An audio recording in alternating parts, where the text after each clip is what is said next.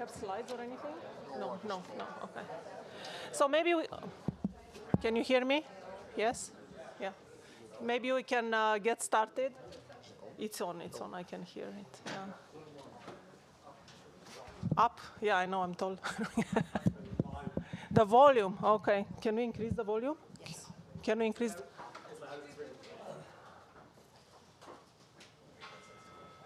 Hello, hello, can you hear me now?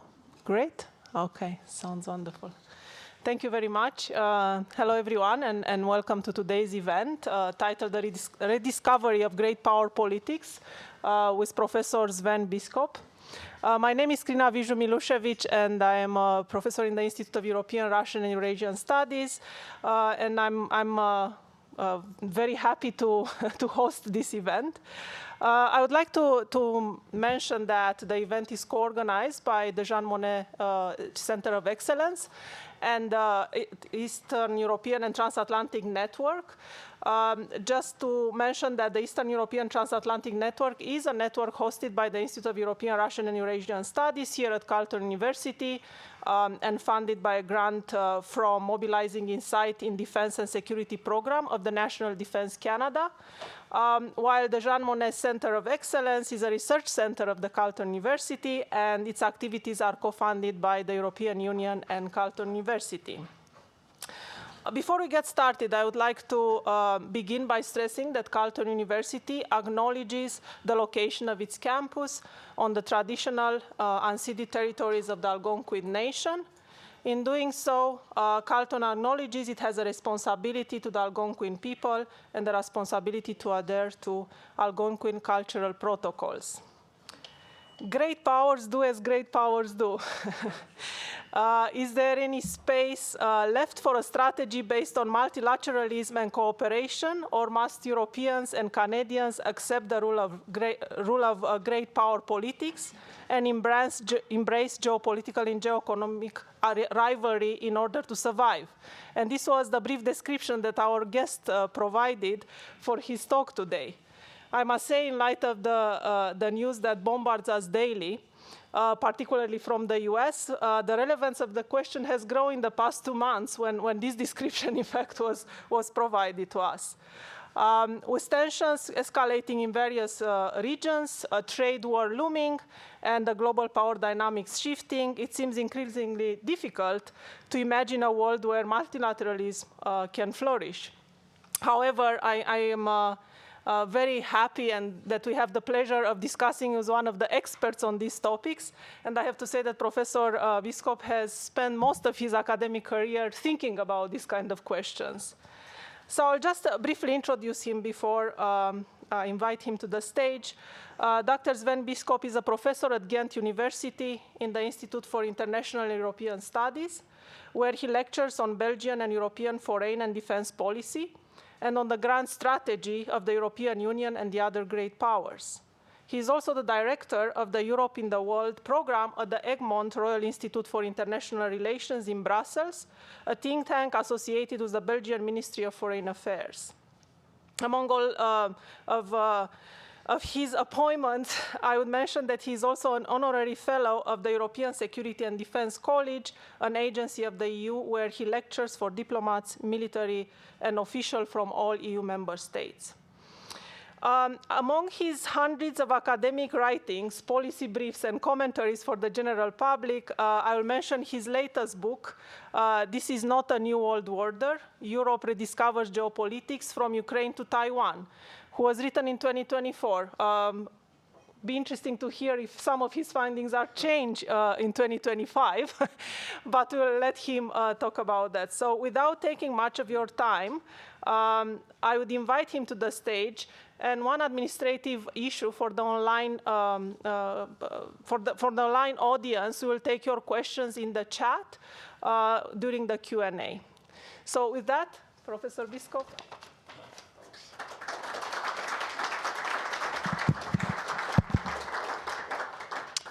Thank you very much for the introduction. Thank you for having me back at Carleton.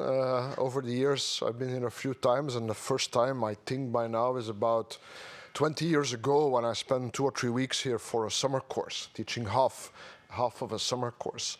It's always nice to be back in Canada, visiting many friends also. There was a time when Europeans thought that, yeah, when it came to the worst, Canada would also be a place where they could escape to. Maybe these days it's more the opposite, sadly, I would say. And I mean, how to say, I think all of the defense community in Brussels is quite in shock. But I don't think the shock is quite as severe, I imagine, as the shock that people in Canada are experiencing. Because we have a feeling of being abandoned. I assume you have a feeling of being targeted, which is even worse. Nevertheless, I'll give my talk.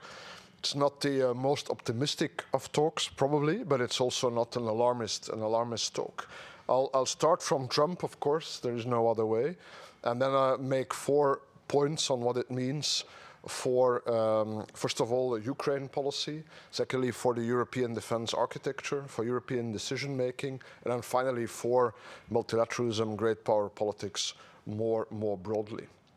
So to start from Trump, I think really we must make big assumptions and avoid incremental decision-making, avoid being stuck in a sort of reactive mode. I understand the temptation is there, especially if you work for one of the institutions.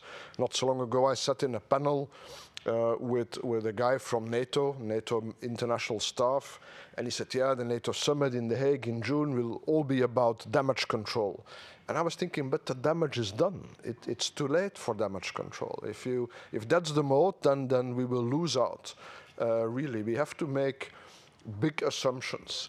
As they say, prepare for the worst and hope for the best. My assumptions are the following. 1, Trump has sided and will remain on the side of Putin. 2, after 4 years of Trump, we will get 8 years of Vance. 3, if in that period we have a conventional war with Russia, we will be on our own. Those are not predictions. Those are planning assumptions. That if I were a decision maker, that is what I would base my strategy on. If it turns out better, yes, please. But I don't think we can count on that. So that's my starting point. And then if you start from there, I go to my four points. First of all, for Ukraine, which is, if you want, the issue at hand, of course, for European policymakers. Trump has created several fait accompli. He and his administration came to Europe and said, we're going to negotiate directly with Putin. You're not invited. Even Ukraine itself is not invited. And even before we start, we give a freebie to Putin. Ukraine cannot join NATO. If I get an agreement, then you Europeans will have to provide the security guarantee with boots on the ground. No, that's not unlogical. Ukraine will join the EU, not the US. But then it was said, and that's the most radical part, if those troops that you deploy get into conflict with Russia, you're on your own. NATO's Article 5 does not apply, which meant basically the US breaking transatlantic solidarity. But the Europeans, in my view, have reacted quite well through the EU and also through the coalition of the willing, which includes Canada. On the one hand, we have said through the EU, well, we will continue with the EU accession process for Ukraine. The US can veto NATO accession. There's nothing we can do about it, but we can carry on with the EU process. And the EU has also said, we will decide whether and under which circumstances we phase out our sanctions against Russia. As we have already proved, because after the supposed maritime ceasefire, to which Russia then added additional obligations, asking for an end to financial sanctions, the EU said no, we're just not going to do that, and we haven't. Then the coalition of the willing added to that we will continue to arm Ukraine. Now, because let's not forget, the fighting is going on. We do not want Ukraine to lose even more territory before a potential ceasefire, but also after a ceasefire. So there will be no talk of demilitarizing Ukraine. And we are ready to provide a security guarantee with troops on the ground, what by now is commonly called a reassurance force. Britain and France are in the lead for that, not by coincidence, the 2 European nuclear powers. My own country, Belgium, has also committed. The Netherlands Sweden, the Baltic states, but I would say we need a couple more. Certainly Poland and Germany, in my view, have to be militarily part of this security guarantee. So those are 4 facts that Trump cannot negotiate away because he does not control them. We control them. And I think in doing so, the Europeans have bought themselves a seat at the negotiation table, de facto, even though physically we're not there, because Trump and Putin cannot just negotiate around this as long as the Europeans, in very close consultation with Ukraine, contrary to the Trump administration, stick to these facts. Now, of course, this entails a risk of war with Russia, that is clear. If there is a ceasefire and these troops are deployed, undoubtedly the Russians will test them, probably through hybrid attacks. But my argument is that whatever we now do or don't do, the risk of war henceforth exists. If we would say, well, it's becoming very risky now, and it is risky, I understand the temptation, let's abandon Ukraine. If we give that perception, then we lose Moldova and Georgia. And if we lose Moldova and Georgia, we lose access to the resources of the Caucasus, but we also lose our connection with Central Asia. And all our eastern flank might end up becoming a Russian sphere of influence. And if we really give the impression, we Europeans, that we are totally intimidated, then we might just provoke Russian aggression against ourselves. Because I do think that in Putin's mind, also the Baltic states actually ought to be reunited or dominated by Russia. So we really have no interest in retrenchment, I think.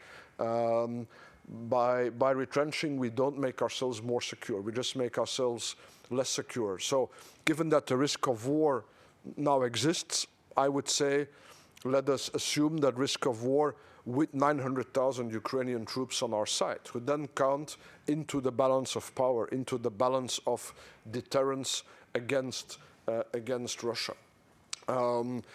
Otherwise, against the background also of the Trump administration very explicitly saying that they might not actually defend all allies, we are really inviting aggression against ourselves. Now, the argument is sometimes made, is there a problem? You know, why does Europe need to invest more in its defense? If even Ukraine can stop Russia, what's the issue? And I say, okay, but look at the price that Ukraine has paid. Yes, they have stopped the Russians, but they've lost a fifth of their territory. They have 800,000 killed and wounded, and 90% of the government budget is being spent on the war effort. I mean, if that's an acceptable price, then okay, then we can defeat Russia, all Europeans united today, but at the price of Finland, Poland, and the Baltic states, and hundreds of thousands of casualties. I would like to win at a slightly cheaper price. And so the fact remains that we must increase our defense effort, all the Europeans united. Some people say, well, a reassurance force, but Putin will never accept a ceasefire if you insist on a reassurance force, but you can also turn that around. We can also say to Putin, well, if you want a ceasefire, you will never get one unless you accept the presence of a reassurance force. So I don't think we should too easily give in to what we think are Putin's demands. It is not actually sure that he wants a ceasefire.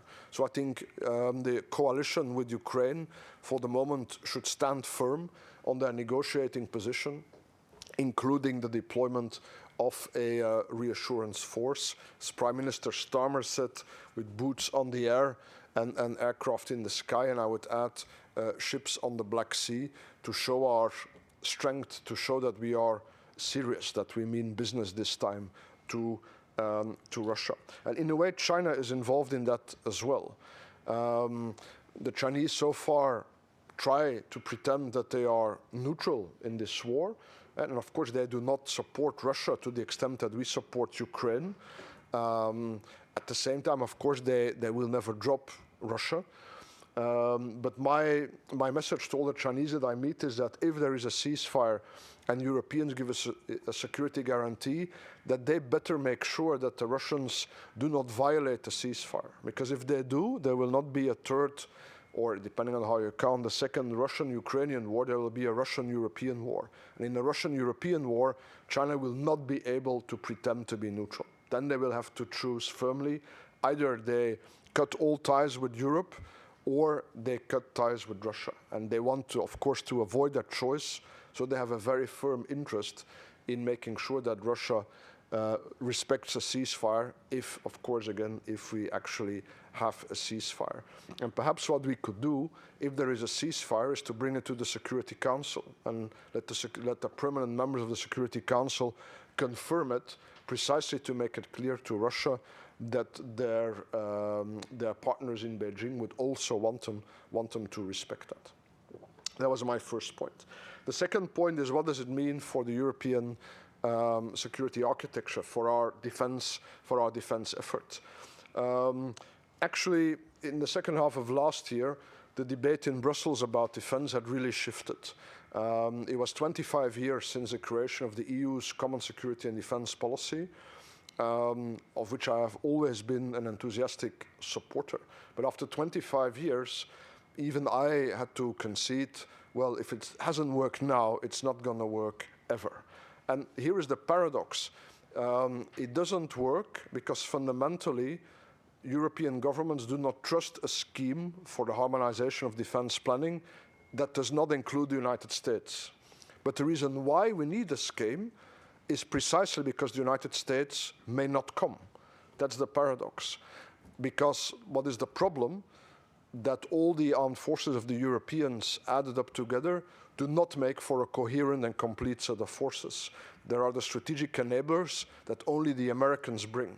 Intelligence, secure communications, command and control, air defense even, deep precision strike. And so without the American glue, without these enablers, we have still a big military mass. It's a sizable force, but it is unable to be fully operational. It is unable to act in a fully coherent way. It could probably win a war, but at great cost, at great loss of life. So the whole debate began to shift towards NATO and say, well, let's solve this problem by creating a European pillar, but within NATO, within the NATO defense planning process. And suddenly everybody was talking about this, including myself. But mostly without specifying what it is, a European pillar of NATO. And I was going around talking, which is what I do for a living, and I said, well, if this is what we want now, a European pillar of NATO, yeah, somebody will have to take an initiative, a political initiative. It's not going to drop from the sky.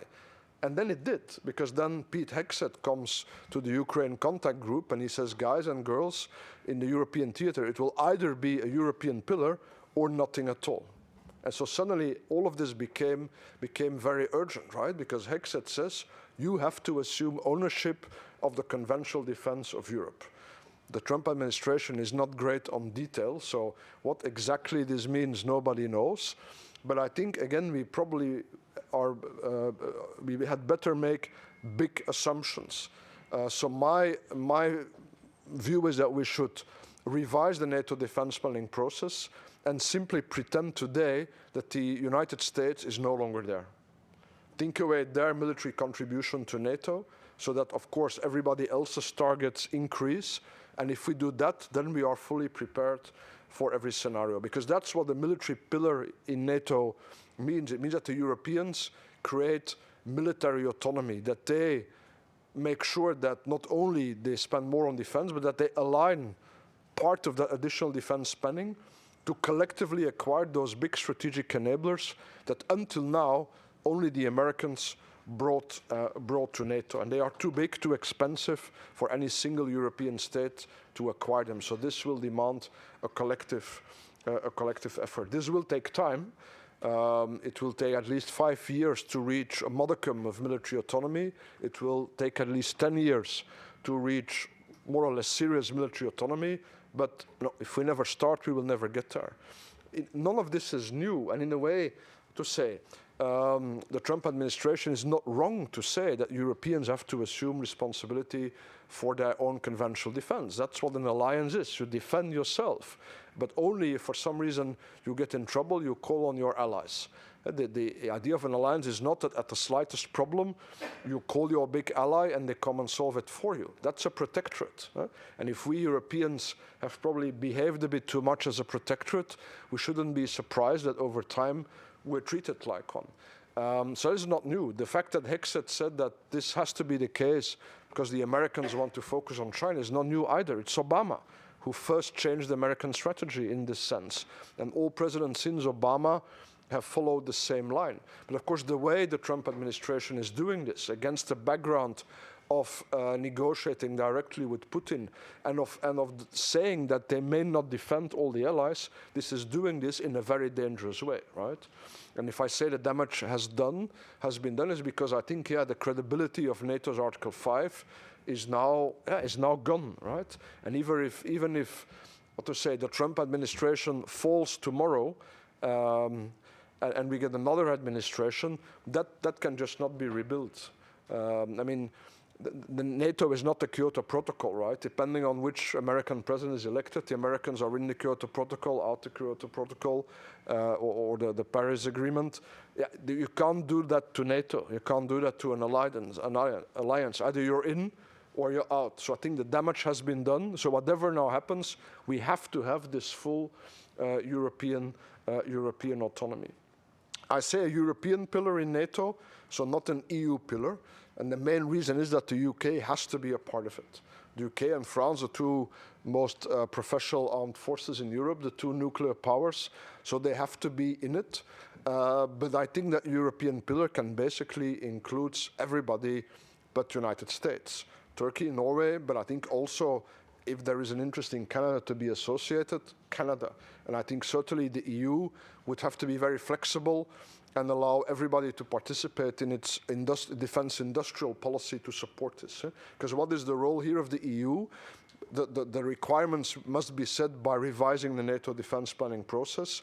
The role of the EU is to support the states to meet those targets by relaxing the budgetary rules, by investing in the defense industry from the EU's own budget, and by borrowing money to the member states that need it so that they can ramp up their defense effort. And this facilitating role, I think, can be extended to other players. You could go further. I've now talked about a conventional military pillar.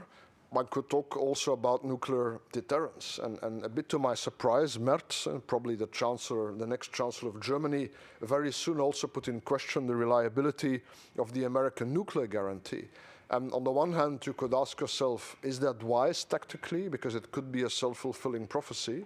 On the other hand, you could say, well, if the Americans can call into question the conventional guarantee, why can they not call into question the nuclear guarantee? And again, it is better probably to make big assumptions. Let's not forget that there are now clear indications that the US is even considering giving up the post of SACEUR, Supreme Allied Commander Europe, who until now has always been an American.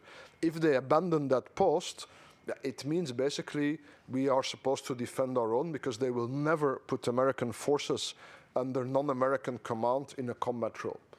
That will just not happen. And if SACEUR is not an American, it also, let's not forget, disrupts the line of command for the nuclear forces.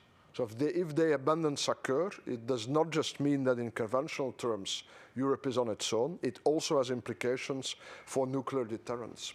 So let's just say that I'm very grateful for Charles de Gaulle and for the existence of the Force de Frappe, the fully independent French nuclear deterrent. And if we really want a European nuclear deterrent, the only way forward will be to enlarge the Force de Frappe. We're not going to Europeanize it in the sense of, President Macron is not going to give the little valise with the codes to Ursula von der Leyen. It will be a French nuclear deterrent, also because of the Nuclear Non-Proliferation Treaty. But if France is to give a guarantee to all EU member states or all European members of NATO, they will have to enlarge not necessarily the number of weapons, but certainly the number of launch systems. That will cost money. And thus the other states, those who are protected, then will have to co-fund that. I think Britain has a big question to ask itself because its nuclear deterrent depends on the United States. It is not fully independent, and Britain will probably have to ask itself whether that is a viable model for the longer term. That was the second point. Third point is about European decision making. Another paradox is that we have such a complex European security architecture with NATO, the EU, and there are many committees and divisions and so on, and yet there is not one place where you can discuss all relevant aspects or where you can make decisions on all relevant aspects of war. Not even a proxy war, such as against Ukraine. There's always, when you meet in NATO, there's always certain dimensions that require a decision by the EU or vice versa. Moreover, it is clear that at the moment we have to be very agile. We're conducting grand strategy at the very highest level. We must be superbly agile, and that's not possible in a council, in an EU council with 27 that requires unanimity, or in a North Atlantic Council that requires consensus. It just doesn't work, which is why we have this ad hoc format of the coalition of the willing. And I think we will have to rely on this format for a couple of years before we eventually manage to reform our institutions. The question is then, who sits in that coalition of the willing? What I have called in recent publications a sort of de facto war cabinet. The core are France and the UK, and because the UK is there, it's also apparent that this coalition of the willing straddles both the EU and NATO. People now often talk of the E5 plus format, so France, the UK, Germany for its economic and political weight, hopefully soon again its military weight, but that will take some time. Poland, largest army in continental Europe. Italy, and the interesting thing is that Italy, that Meloni, the prime minister of all the leaders of a big European state, probably the one who is closest to Trump, actually now leans far to Europe, not to the Trump side, at least some positive effect there. And then the institutions as such, the NATO SecGen, Rutte, and Costa and von der Leyen for the European Union. That is probably the core of it. But in the London meetings, Canada was present, Turkey was present, and indeed, I think there is a case to be made to have around that core a slightly larger circle of non-EU member states that add weight to the coalition, that add industrial mass, make it easier to reach a critical mass for defense industrial projects, that lend legitimacy, and also that bring additional military capability. I don't think that the idea is that Canada supplies massive numbers of forces to Europe necessarily. You are in the Baltic states, of course. But I think it would make sense if you say European pillar, nonetheless to associate Canada also in this format, given the now very contentious relationship with your big neighbor to the south. I think it makes a lot of sense to associate Turkey in one way, because as the Trump administration is tilting away from Europe, we also don't want Turkey to tilt away from Europe towards Russia, for example. So to associate them with this war cabinet makes sense. It has just become a lot difficult because Erdogan, as you know, started his election campaign in his own peculiar way by jailing his opponent. And of course that creates reticence, but we should probably, when we look at this from the point of view of grand strategy, look away from that and move ahead with this anyway. So that coalition will have to take the lead for some time to come. It goes against all the Belgian instincts. We'd never like to have a directoire of the big states running things for us, but there is no other way. Eventually, it will have implications, notably for the NATO command structure. I mean, if the Americans tell us you have to take ownership of the defense of Europe, the only way to do that is if Europeans can then make full and independent use of the NATO command structure that is there. Otherwise, you can't take ownership. So I would say, again, let's not be timid. If the Americans say, well, we may not have an American as SACEUR anymore, it's okay, embrace it. Switch it. You know, the deputy is always British. Let the British general or admiral be supreme allied commander of Europe, and let's just move on. Let's not be afraid. But the important thing to know is that, yeah, the NATO command structure is also incomplete in a way to undertake all types of military operations that we might have to be called on to undertake.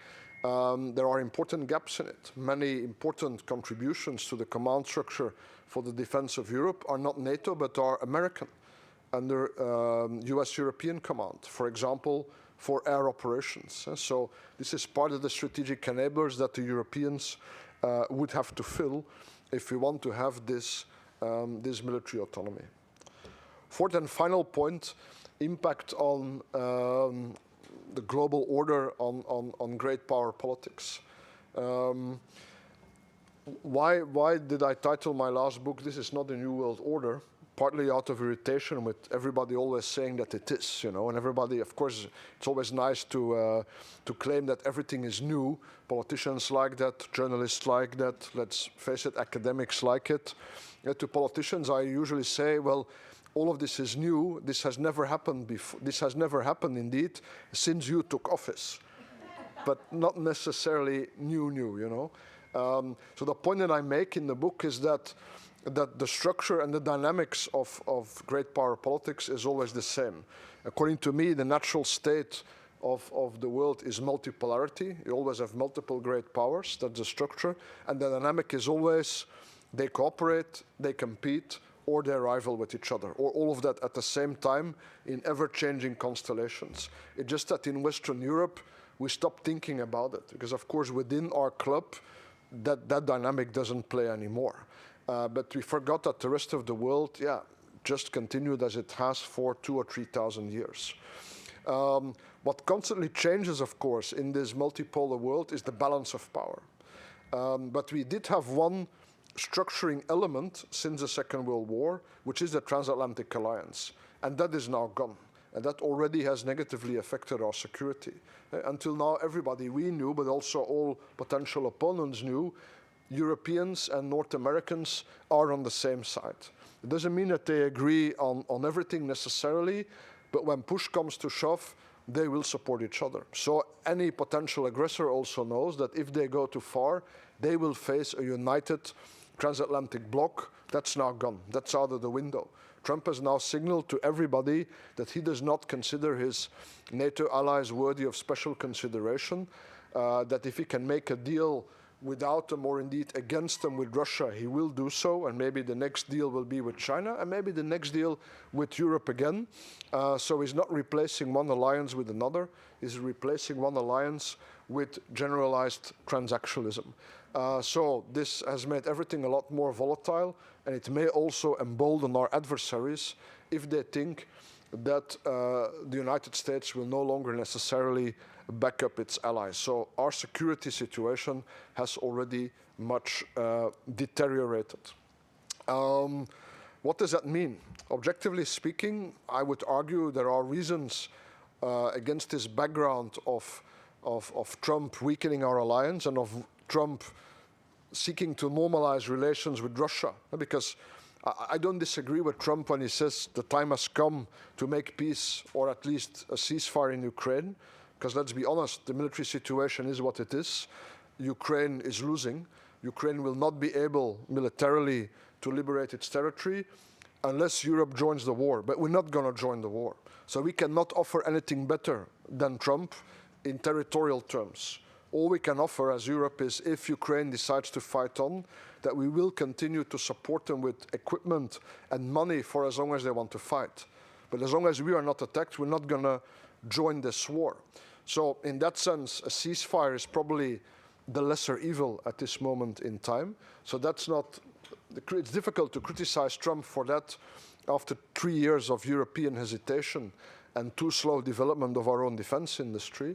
But it's the way that he's doing it. Of course, he seems to want it, the ceasefire, for the purpose of normalizing relations with Russia. And of course, the danger is he will concede everything away to the benefit of Russia at the expense of Ukraine and the security of Europe. So against this background, there is an objective reason for a degree of rapprochement between Europe and China. China demands a nuanced analysis. China is not our friend, but they're also not our enemy. And now between these two extremes of the continuum, there are many options and there are many issues on which we can work with China. The problem is that in recent years, the Chinese have given Europe very little reason to trust them, and I think Canada even less. The history of EU-China relations in recent years is rather one of, non-implementation of agreements. I have a friend who used to be, until recently, in the China desk of the European External Action Service, and she said, whenever there's an EU-China summit, the atmosphere is good, the food is even better, the communique is nice, everybody goes home, nothing happens on the Chinese side until the next communique. So the basis of trust is just not there. And the Chinese are blowing hot and cold also. On the one hand, they're saying, isn't it, look what your American allies are doing to you. Aren't we so much nicer, You don't see us doing this. On the other hand, it's 50 years of EU-China relations this year. We invite President Xi, and he doesn't want to come.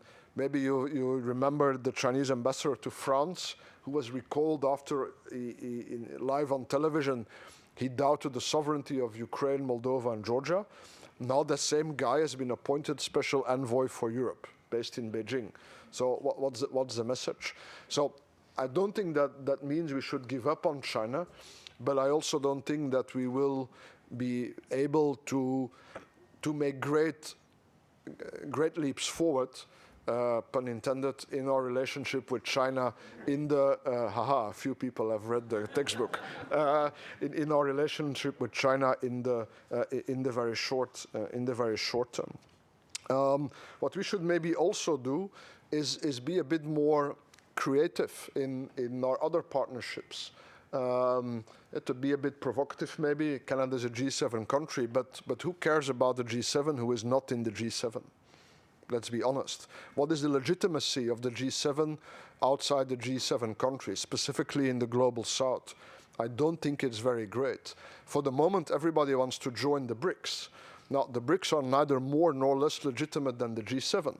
It's a self-co-opted club with a certain view of the world. We should not be alarmist, I think, about the BRICS. It's not because a country joins that format that we have lost them somehow. I think many countries are just signaling to the West that there are other options and that maybe the West, therefore, should increase its offer or should rethink its offer. Maybe we should be a bit more creative and make different coalitions for once. Those of us who want to maintain a certain rules-based order, we must look for partners who have an interest in the same. And I think there are many states in the global south that are interested in a modicum of order, that are also interested in avoiding a global Cold War between China and the United States, that don't want to be forced to choose. Maybe we can do more with them. We, Europe and Canada, why don't we reach out more to the likes of India, Brazil, Indonesia, and so on and so forth. I find we are by far not creative enough. And we'll have to, because I've now focused a lot on the security and defense situation. It's what I'm looking at myself mostly these days.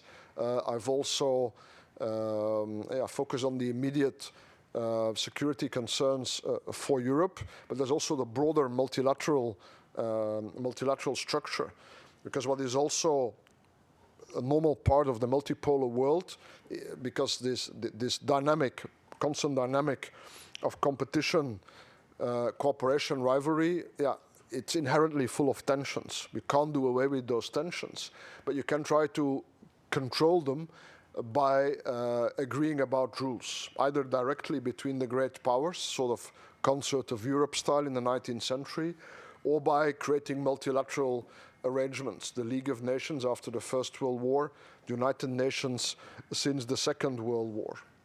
But now we see the United States actively retreating, or even at the same time undermining key parts of that multilateral architecture. What does that mean? And I need to do a lot more thinking myself here, but is the multilateral architecture viable without the United States? Because in terms of great powers, we have done. Russia, well, They're not, for the moment, not exactly upholding the rules. So it basically leaves the EU, representing the Security Council through France and some temporary members, and China. And then some of the other, let's say, middle powers, including Canada. Is that sufficient to uphold the system, or is it not? Not just in political military terms, but also the whole financial and economic architecture. Is that possible or not?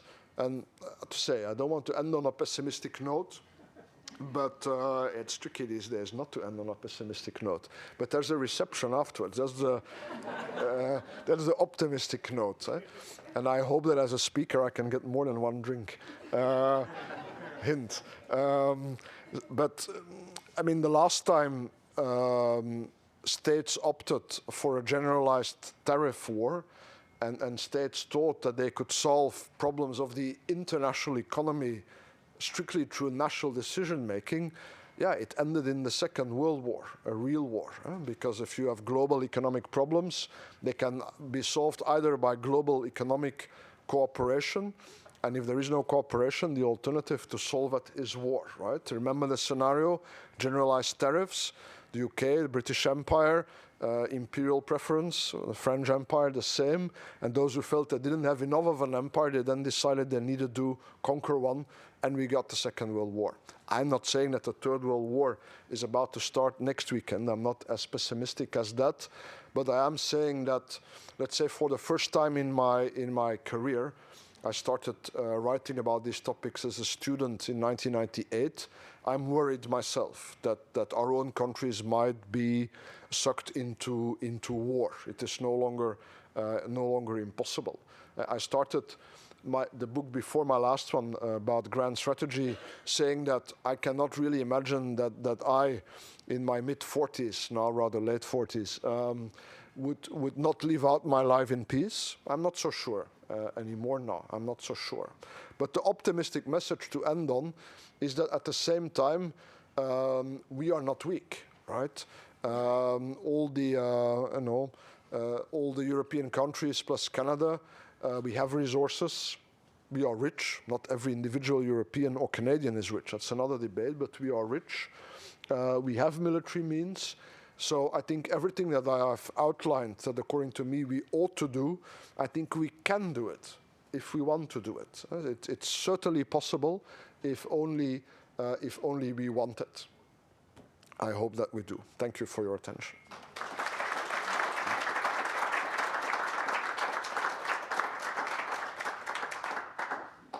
Okay, so we have plenty of time for Q&A. We'll take about 3 questions at a time, and we'll start with the floor. So please, can you introduce yourself very briefly? Brian Schmidt from the Department of Political Science. So kind of a 2-question, kind of academic. One is like ideational, and second is material on the ground.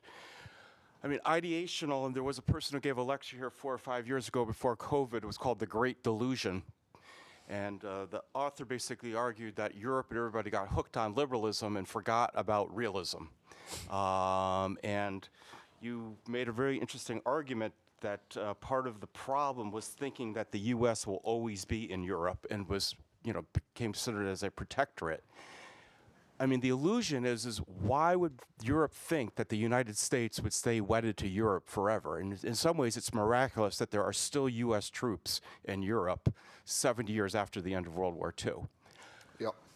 The second, I have the same difficulty as you. I end every lecture on pessimism because I don't really see how you can get out of it anymore. But it seemed to me there was an inherent problem with your solution. On the one hand, we can't abandon Ukraine. On the other hand, if Europe does step up to the plate more, we then risk the possibility of a World War III or a larger war in Europe. And it would seem that Europe would have, you just said it was going to take at least 5 or 10 years for a European force to develop, that Europe would have very little chance of defeating Russia if a greater war in Europe takes place. So as nasty and as sad as it sounds, it's not selling out Europe, but diplomacy is also part of great power politics. And is it necessary in this case to, have to make some huge concessions to save the rest of Europe, however unpalatable it will be? And as realists often say, the lesser of two evils is often the better solution, even though it's not the happy one.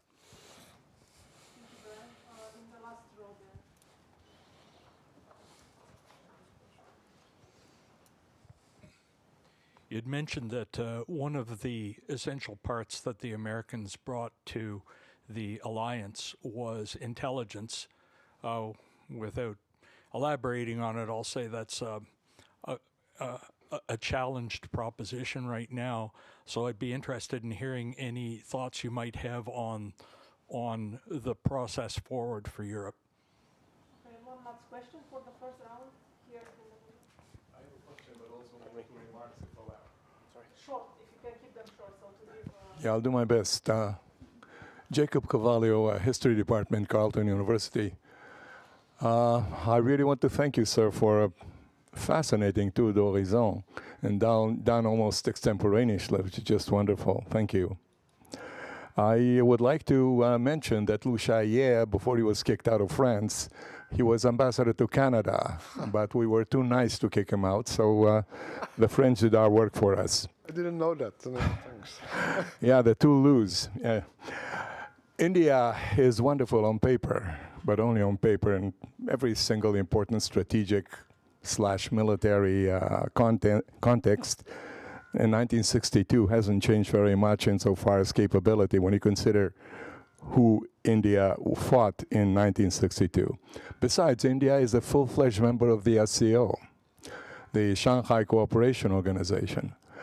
My question is why we keep, well, I'd like you to just add a little bit of detail with regards to Russia's actual boots-on-the-ground capability when you consider the North Korean section or the North Korean segment of the Russian military effort, and Yemenites are apparently on their way to Russia as well. And last but certainly not least, I consider Abe Shinzo, the late Prime Minister of Japan, as the most important global democratic statesman for the decade ending in 2022. One of the things that he established was bringing Europe back into the Indo-Pacific. So there are German and Dutch and French and Italian naval forces patrolling the SCS, the South China Sea, something that certainly shouldn't be, ignored. And Japan has been participating in NATO gatherings for the past 5 years, I think. And it's developing the next generation warplane with the United States, with the UK and Italy. And you, meaning the Europeans, may be able to bring about some kind of an APTO, Atlantic-Pacific Treaty Organization. Thank you. So we can take those questions for now. And Yeah. I mean, Brian, I fully agree with your first point, but yeah, I think the problem was it was always very tempting to convince yourself that the US guarantee was forever, right? Because once, if you're a decision maker and you convince yourself that in the end the US will always come, then nothing is urgent. Then we can stop here and have the drinks right now because everything will always be fine. And even now you see, I mean, certainly Trump 1 didn't change that, right? All of the Atlanticists stayed as Atlanticists as they were and kept professing that. And I always say, okay, but the question not how Atlanticists you are, the question is, will the Americans stay Atlanticists? And now we know the answer, no. And again, I think even if afterwards we have another administration again, the damage has now been done, I think. And the credibility of Article 5 will never be the same in my view. But I agree, in a way, from a historical point of view, it's just logical. And I fully agree that it's amazing that it didn't happen earlier. I fully agree with that. On Ukraine concessions, I mean, I think the reality will be that, yeah, we will have to make Ukraine will have to make enormous territorial concessions. So I assume that the territory that they have lost is gone. It doesn't mean that they have to legally recognize that it is gone. That's another thing. But they will not be able to reclaim it. So the line of control will probably be the de facto border. And as we've seen in the Korean case, it can last for for decades, decades on end. I think that's already in itself a major concession. But my fear is that if we concede even more and set up Ukraine, that we set up Ukraine to be invaded a third time, and that if that is that we must absolutely avoid that is the Russian perception, because they will not stop. I think we must fear that. Again, there I assume that Putin will stay in power, and that his successor will be more of the same. That would be my planning assumption. Therefore, I do think we must make sure that it ends there, as far to the east as possible in Ukraine, and I do think that requires a hard security guarantee for Ukraine. In theory, you could give a security guarantee without a deployment, of course, but Russia will never then think that we mean it. Then they will say, well, if push comes to shove, they will not do it. On the intelligence question, to be honest, I have no security clearance. I work with open sources, and I have very limited views on how we could take that forward as Europeans. It would be a major effort. Certainly the whole technological and the space-based side of it, the whole secure communications side. But it is inevitable that we do it if ever we want to have a serious degree of autonomy. And it's one of the big ticket items that will cost a lot of money. A set of questions from the history department. I do, but your point on India, I do think, I agree with you in the sense that, we're not going to sort of get India on our side, right? I mean, India is on India's side. And I think the EU too often falls into the temptation of talking in terms of authoritarianism versus democracy dichotomy, which in my view is a fallacy. It's not the real dynamic. And plus, where do you place certain states, right, on that supposed dichotomy? But I do think we can work with India on certain issues, right? Certainly certain economic issues, even issues of defense industry, I would say. And even though India increased its trade with Russia since the start of the war, but at the same time they have their antagonistic relationship with China.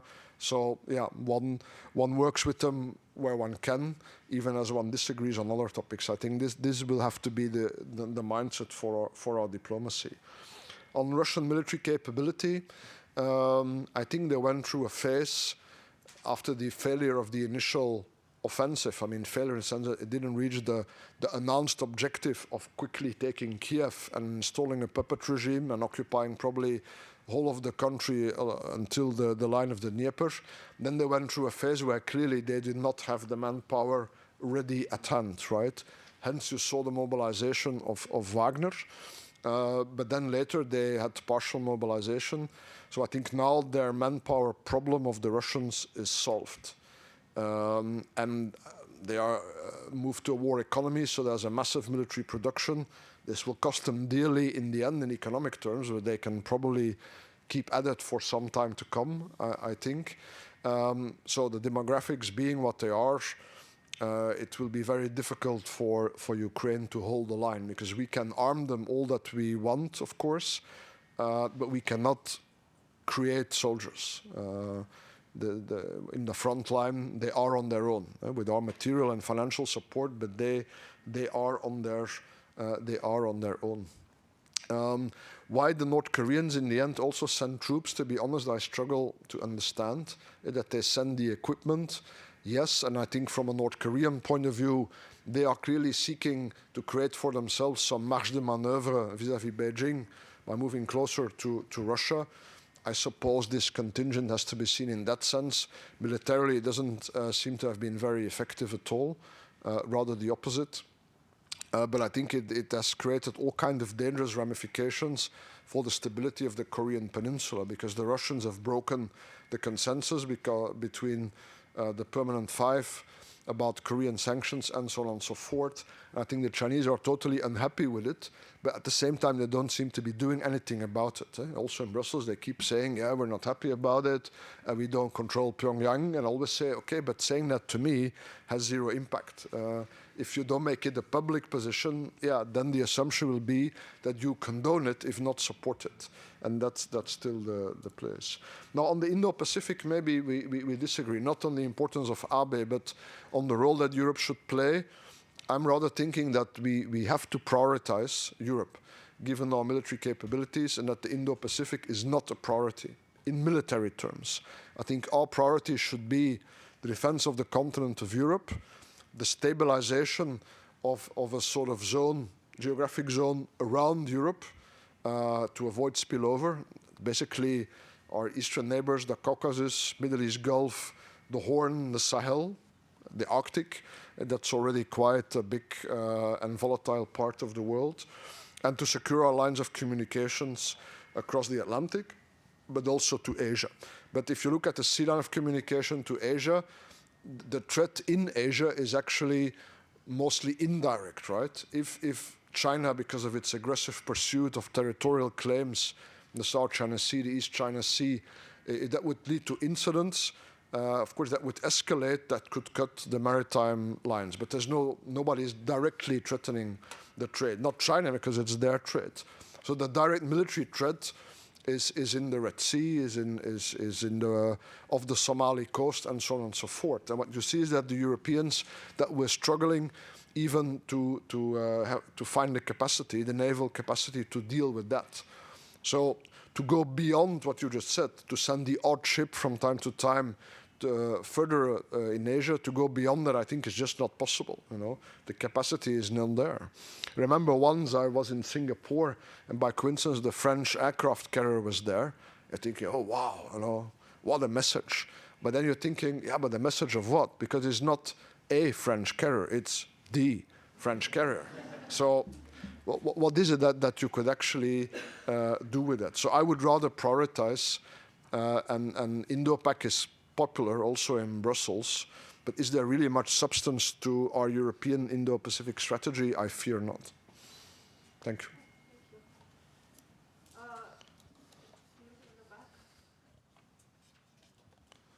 Thank you. My name is Philip. I'm a master's student in European, Russian, Eurasian Studies. I was interested about your comment on Turkey and how, you know, to a certain extent, Europe just has to turn a blind eye to Erdogan's authoritarianism and you know the failing democracy in Turkey. And I guess to a certain degree, I understand where you're coming from there, and I agree. But I mean, to what extent can Europe continue doing that around its peripheral allies, and that includes dealing with countries like India before it starts kind of letting go of the key values that that Europe wants to protect, and that Canada to a certain extent also wants to protect. You know, where's the line there?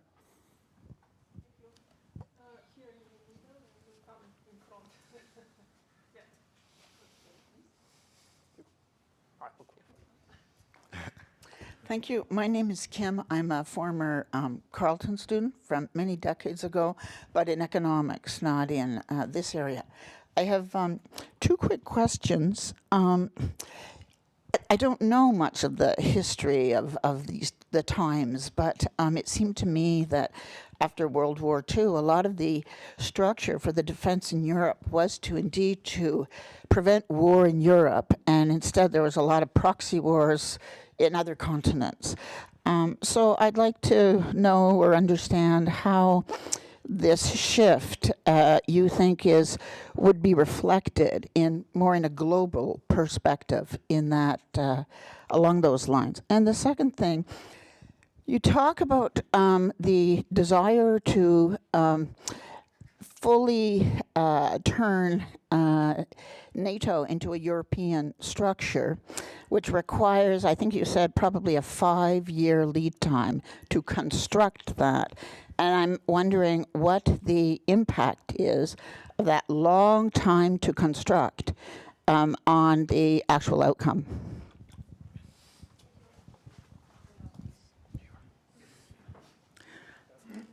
So, yeah, I'm also a former student of yours here. And I recall that in 2014, I was so busy, my supervisor and all the professors helping me, and it was such a difficult research paper to put together. I was looking at the cooperation or the dependency on energy policy between Russia and the EU, just really looking at those issues and how they play out as Russia being an Arctic nation. And also all the promised resources that the U.S. Geological Survey, about 25% of wealth in the Arctic, and the EU also needing very much the energy. So my question here is that, well, I'm just trying to give you context. Like since 2014, 10 years later, I noticed that the EU's focus has shifted from peace to security. I also noticed that there is the strengthening of the defense and building the defense fund. And the EU has reassessed its energy dependency and accelerating more efforts in diversifying energy sources in the past 10 years. It could have started it started earlier, but it escalated during this period.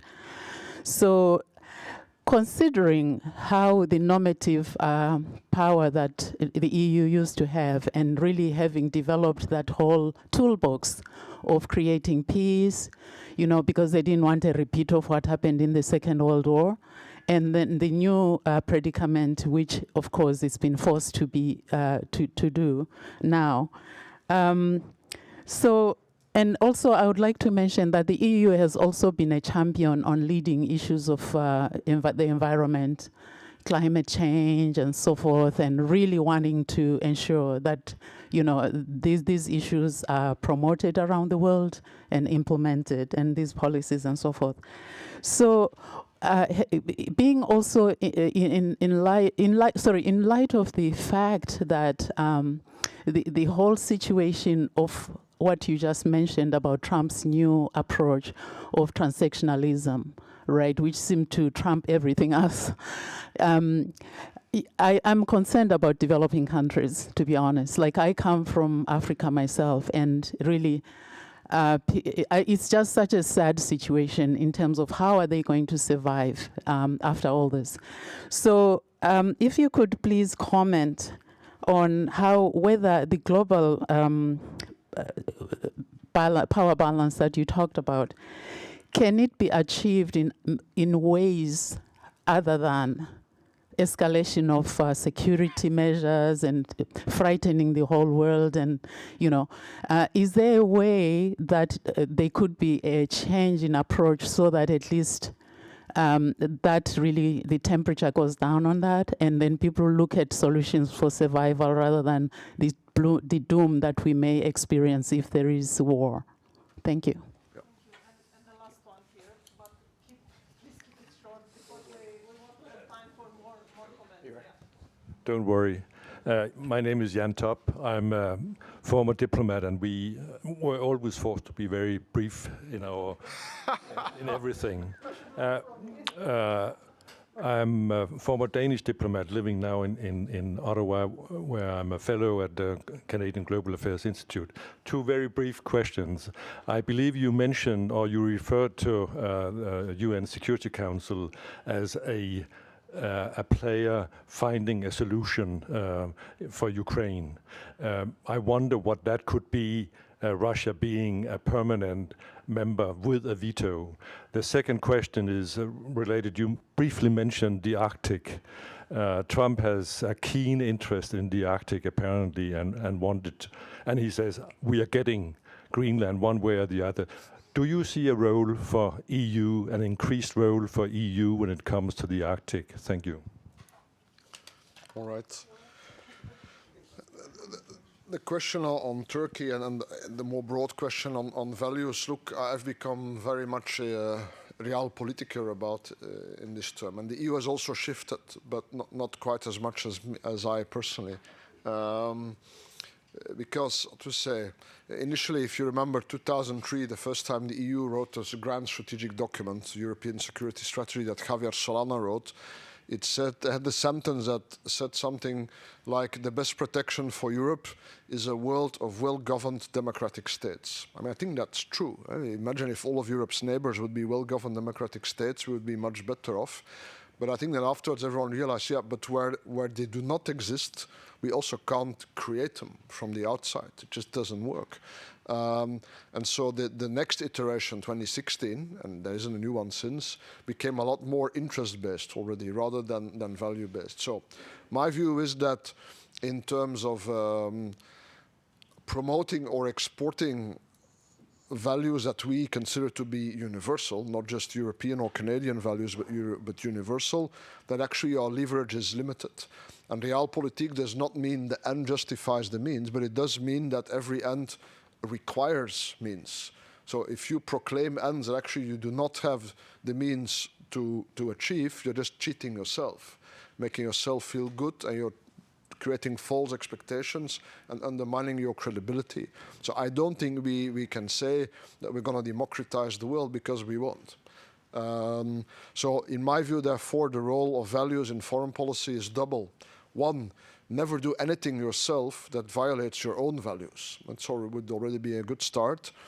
Two, you can cooperate with anybody if your interests demand it, but make sure that if you cooperate with someone who does not respect your values, you don't become complicit to the violations that the other one commits. Right? To make it concrete, can we trade with China? Yes, of course. But are we going to import goods onto the European market that are produced in labor camps? No, because at that point you've become complicit. It's not always so neat, the line, but that's sort of my broad principle. Two, the set of comments, the global perspective. I mean, let me maybe tackle it this way. I think what the Russians are trying to do is to re-establish a sphere of influence, right? Classic geopolitical notion that you declare as a great power, you unilaterally declare a certain area is yours, is your chasse gardée, where you are the only one who is allowed to interfere. And in the end, you will determine the foreign policy, defense policy, and the economic foreign policy of the countries in that zone. You will define it for them. I think that's what the Russians are trying to do. That's of course not what the EU is seeking, but you could say that we don't have a zone of influence, a sphere of influence, but there's a sort of sphere of responsibility around Europe that we have to try to keep stable if Europe itself is to be kept stable. As I said, Caucasus, Gulf, Middle East, North Africa, North Atlantic, Arctic. But of course, we try to do that in partnership with the states in that region, and we don't demand exclusivity. But what we see now is that, yeah, if we make offers to the states in that region, other powers will make counter offers. Or if we make an offer and one of our neighbor takes us up on the offer, it may be punished for that by another power, right? That's in the end a big part of the 2014 Russian invasion was triggered by the association agreement, the offer of an association agreement to Ukraine by the EU. So this is one thing. We have to make sure that our partnership approach is more difficult because we're faced with a geopolitically hostile actor in our neighborhood, which is Russia. More broadly, there's also China, of course. I don't think the Chinese are trying to establish an exclusive sphere of influence, but of course, they might end up with one if we do not provide counterweight, right? You cannot blame countries for joining the Belt and Road Initiative and for developing intense relations with China. I mean, nobody is forced to do that. I think we tend to forget that countries choose to do that. We may sometimes say that according to our reasoning that objectively it is not in their interest to do so, or that maybe it's in the interest of the decision maker but not of the state. But anyway, nobody forces them into the BRI. They choose to join that. So if we want to counter that, we have to make a better offer ourselves. And that's supposed to be the EU's global gateway, right? It's our own BRI. The Commission doesn't like it if you say that, but I think that's what it is, to keep it simple.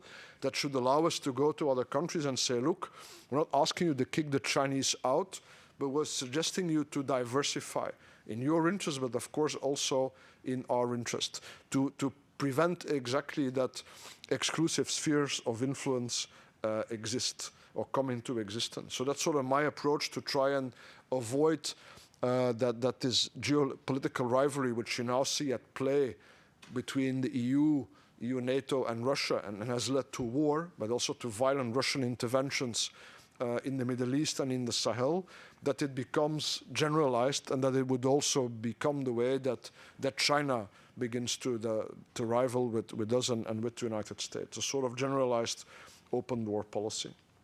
On the question of the development of NATO briefly, so I'm not necessarily saying that we should turn NATO exclusively into a European structure, but I'm saying that we should make NATO into a balanced alliance and make sure that the non-US part of it is militarily autonomous, so it can do anything it wants to do, even if the United States does not join in. But at the back of my mind is the idea that in the worst case scenario, if the US were to leave, we don't close NATO down, but we continue without them. Because it works. The defense planning process is there, the command structure is there. It works. It would be silly to close it down only to recreate it on the other side of the street under another name. So that's sort of my view. But of course, ideally we keep them in, right? But how to say? It's a Trump administration that's damaging the alliance. I think we should not do anything ourselves to damage it even more. We do have an interest in maintaining an alliance with the United States, but not at any price either, right? I think the key word here is dignity. I think the current guys in the White House don't know what dignity is. I think we do. We should maintain ours. Dignity means that you're able to defend yourself also. Dignity means that you keep your promises also to Ukraine, but dignity also means you don't go groveling. So I don't think we should prostrate ourselves before Trump. It will not help anyway, because you think, yeah, of course you prostrate yourself. That's what you do. And the next day you will have forgotten about it. And what I said about the spheres of influence and so on, it answers, I think, a bit the points about the global South and developing countries. This is how I hope that we can maintain, peaceful relations. There will always be competition, but we don't want every competition to escalate into rivalry, let alone conflict. Finally, the Danish colleague, what I meant by the Security Council, not that they would solve it, but I would think, it was an interesting idea, actually not mine, but by one of my colleagues. If there were to be a ceasefire, put it on the agenda of the Security Council. Any member of the Council can table any proposal and ask the Security Council to validate it, to support it. Because the Russians can hardly veto their own ceasefire agreement, but you want the Chinese to validate it. So that the Russians know that the Chinese want them to implement it, and so that Chinese know that we are serious, that we want them to help help the Russians respect it. I think it can add pressure on the Chinese side. Why do I think this? Because I raised the idea to a Chinese diplomat who was a bit surprised by it and immediately began to invent all kinds of reasons why it should absolutely not be done. So then I thought, it's maybe not a bad idea, but this is just for what it's worth, right? On the Arctic, I'm not the big expert. On the Greenland issue, I understand that the Danish government has asked other EU and NATO governments to keep quiet about Greenland, not to make a fuss. So until now, but yeah, what to say? This shows you how that we really have no playbook for this. If one ally threatens to take territory or all of the territory, in the Canadian case of another ally, then there are no instruments for that. I think the big question is if the Trump administration would order military action to be taken against Canada and/or Greenland. I mean, would the other allies react is already a very big question. Would the US armed forces do it is also a big question, right? If they do, major crisis. If they don't, another major crisis, because then you have a constitutional crisis in the United States. So if they do, you have military conflict within the alliance, then the alliance is gone. What will the other powers do? But if you have a major constitutional crisis in the US, and maybe, I don't know, who knows how far it can escalate, you also create a vacuum. And again, what will then the others do at that point? Russia, China, and so on and so forth. So we better hope that Trump will not act on these crazy ideas. If he invades Panama, to be honest, I can see the US military do that. I mean, an invasion more or less in Central America wouldn't be the first time, let's be honest. That I can still see them do, maybe. But within the alliance, yeah. So far, so much that we thought was unimaginable suddenly becomes imaginable. Not probable necessarily, but possible. Thanks. We certainly need one more positive question. Ha. We cannot end here. Oh. So, okay, so I have in the back row 2 questions and I'll come. Yeah, thank you. I'm Murad Khan. I'm an EETN student. That means security defense policy is my main track. I'm wondering about a quick question. We know Graham Allison talks about Thucydides' trap regarding rising power and existing power conflict. In this case, do you think Europe falls in that trap badly? Thank you.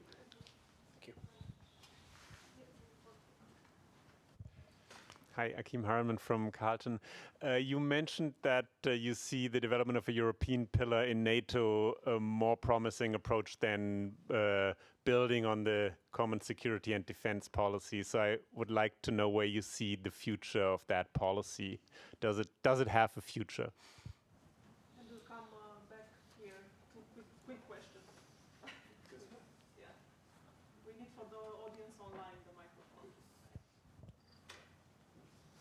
Very briefly, BRI is certainly the benign side of the Chinese geostrategic and military expansionism, the most egregious side of which is, of course, transforming the South China Sea, practically as you and I speak here, into a mare nostrum. And beyond Taiwan, which is Asia's Ukraine, there is a very significant level of tension between the democracies writ large and China, which is extremely expansionistic. Good evening, I'm Fateh from Sprott School of Business. Despite the advancements in the means of transportation, geographical proximity is still both an advantage and a disadvantage. With the European pillar slowly taking shape and the global South having this spectator mindset, don't blame them, Canada actually stands alone.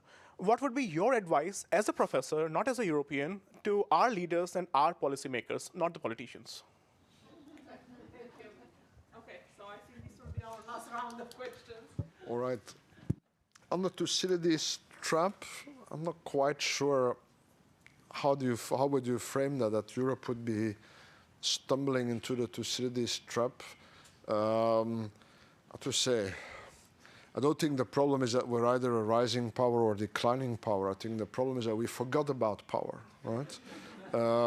My advice, one of my lines is always that maybe we in Europe forgot a bit that even if to do nice things, you still need power, right? Of course, you need power if you want to conquer somebody, but if you want to help somebody, you need power, and so we need power.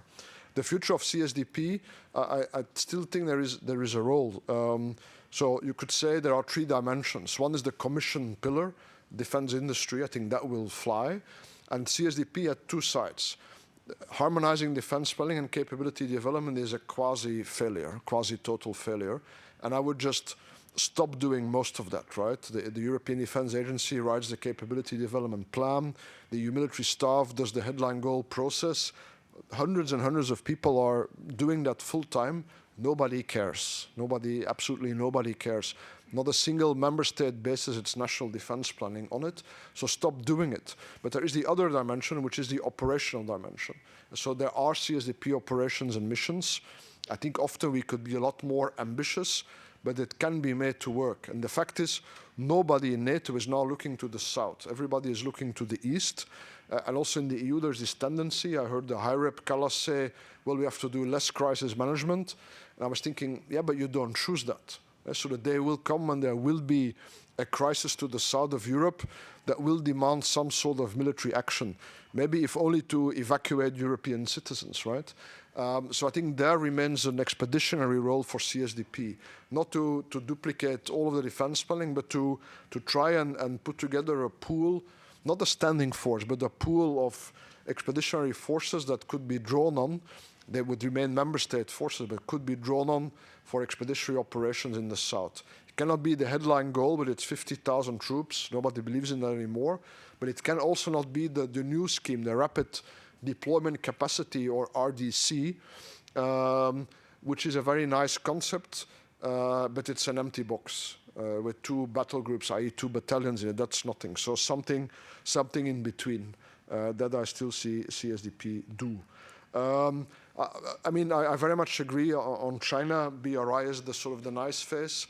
And indeed, I think, how to say, China clearly is very expansionistic in its near abroad, right? The Chinese line is, of course, that it is only trying to unify national territory. Obviously, we do not agree on the definition of that territory, certainly not when it comes to the South China Sea and the East China Sea. And there also they are not pragmatic at all, they're very dogmatic. Whereas I think when it comes to their actions beyond that area, they tend to be rather more pragmatic. The question is, about Taiwan. I haven't spoken about it. I'm married to a Taiwanese man, so we do talk about it a lot. We go there every year, as we go to China every year. And the Trump administration is playing the same games with Taiwan that they're playing with us. To Taiwanese, they've said you should spend 10% of GDP on defense, otherwise you're free riding. And they have forced TSMC, the chip maker, basically to sell the crown jewels or to donate the crown jewels to invest in the US with technology transfer. And many Taiwanese are wondering, is this a sellout? And if once they can make their own advanced semiconductors, will this Trump administration care about Taiwan? You could say, well, the reason to care would be that if you abandon Taiwan, the alliance system collapses, because then Japan and South Korea will think that they will be abandoned as well. But again, with this administration, who knows how far they are willing to go. And finally, the question that I cannot answer, the advice to Canada, it would be rather too presumptuous for me to travel from Brussels to Ottawa and pretend that I know better than you how to do. I see that, I mean, in geopolitical terms, Canada is where it is, and I can imagine it feels lonely at times. I would say, but it sounds a bit cliche, you're not alone, because I think many Europeans are with you. And how to say, I mean, Canada is not often in the news in Belgium, I'll put it like that, right? Which is good. If you're not in the news, it means everything is going smoothly. I guess vice versa, Belgium is not often in the news here either. So, but it is in the news now because of the repeated threats from the Trump administration, also now the tariffs. And so in that sense, I think there is a great awareness that we're not the only ones that Trump is playing games with. And maybe that means that in reality we're not alone. I think the key thing now is not this, what we should not do, maybe that's a good word of advice to all of us. Don't try to all make our own quick bilateral deals with Trump. Then we will fail. Let's try to group together and confront this administration collectively. That was maybe one positive note, then a quasi-positive note to end on. You said that he will be followed by Vance, so I don't know. Yes. Well, thank you so much. It was great. I think you